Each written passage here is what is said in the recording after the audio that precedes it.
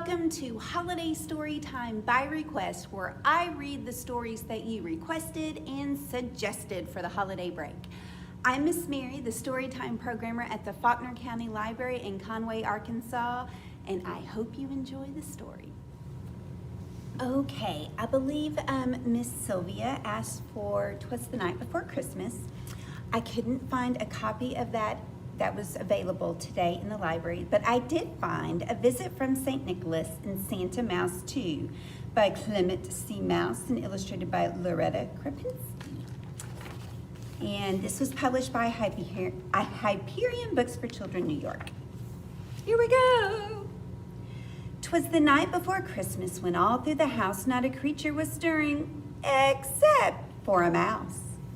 The stockings were hung by the chimney with care in hopes that St. Nicholas soon would be there. The children were nestled all snug in their beds while visions of sugar plums danced in their heads. And Mama in her kerchief and I in my cap had just settled our brains for a long winter's nap. When out on the lawn there arose such a clatter, I sprang from my bed to see what was the matter. Away to the window I flew like a flash, tore open the shutters and threw up the sash. Oh, the moon on the breast of the new fallen snow gave a luster of midday to objects below.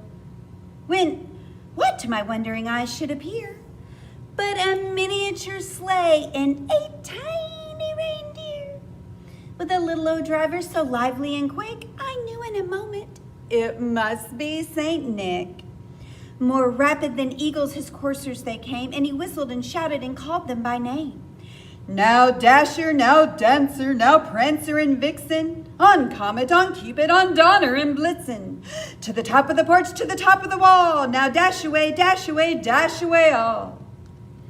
As dry leaves that before the wild hurricane fly, when they meet with an obstacle mount to the sky, so up to the housetop the coursers they flew with a sleigh full of toys, and St. Nicholas too.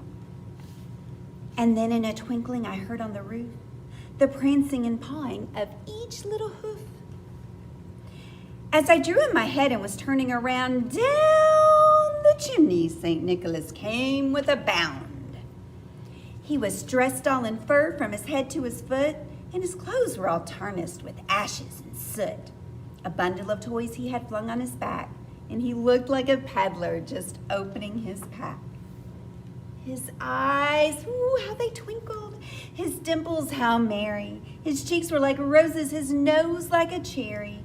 His droll little mouth was drawn up like a bow, and his whiskers and chin were as white as the snow. Do you see the cat?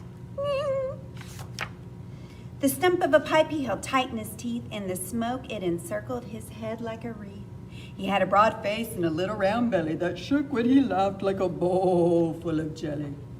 There's that cat again. He was chubby and plump, a right jolly old elf, and I laughed when I saw him in spite of myself. A wink of his eye and a twist of his head soon gave me to know I had nothing to dread. There's the cat. He spoke not a word, but went straight to his work and filled all the stockings, then turned with a jerk, and laying his finger aside of his nose and giving a nod, up the chimney he rose.